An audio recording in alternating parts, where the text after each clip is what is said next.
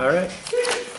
I'm Anglim, and I'm going to be reading Red Riding Hood, retold and illustrated by James Marshall.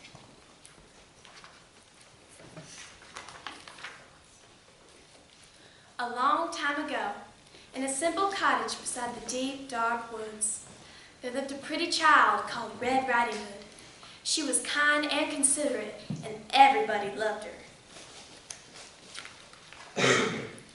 One afternoon, Red Riding Hood's mother called to her. "Granny isn't feeling up to snuff today," she said. "So I baked her favorite custard as a little surprise.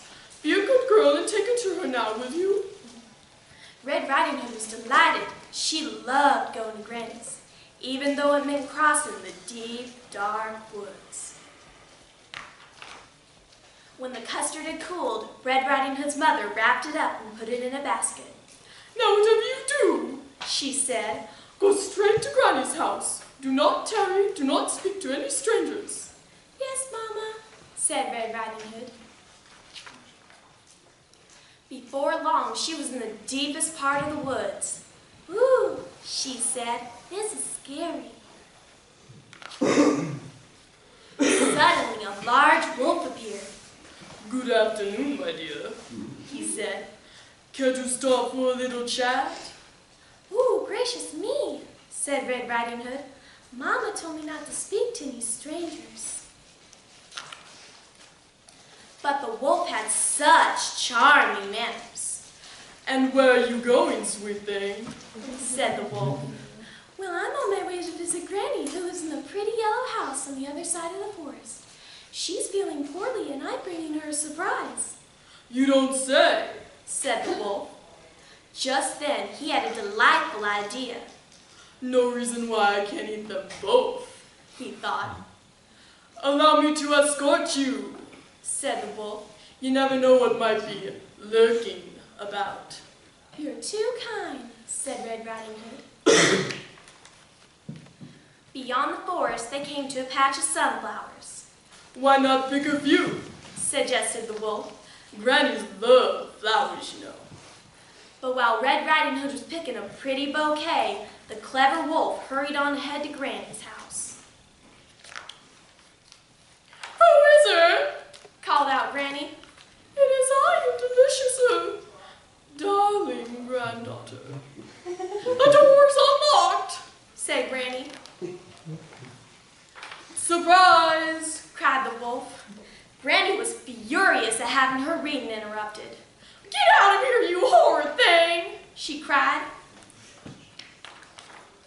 But the wolf gobbled her right up. "Tasty," he said, patting his belly. "So tasty." Just then, he heard footsteps on the garden path. "Here comes dessert." And losing no time, he put on Granny's cap and glasses, jumped into bed, and pulled up the covers. "Who is it?" the wolf called out in his sweetest Granny voice. "It is I, your darling granddaughter," said Red Riding Hood. "The door's unlocked." Red Riding Hood was devastated at seeing her grandma so changed. "Why, Granny," said Red Riding Hood, "what big eyes you have." "The better to see you with, my dear," said the wolf. "And Granny, what long arms you have." "The better to hug you, my dear." "And Granny, what big teeth you have." "The better to eat you, my dear," said the wolf. And he gobbled her right up. "I'm wicked," said the wolf. "So wicked." But really, he was enormously pleased with himself.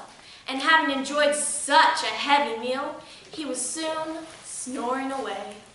A hunter passing by was alarmed by the frightful racket. "That doesn't sound like Granny," said the hunter. And so the brave hunter jumped in the window, killed the sleeping wolf, and cut him open. Out jumped Granny and Red Riding Hood. "We're ever so grateful," said Red Riding Hood. "That wicked wolf won't trouble you again," said the hunter. "It was so dark in there I couldn't read a word," said Granny. promised never ever to speak to any other stranger, charming manners or not, and she never did. Yay!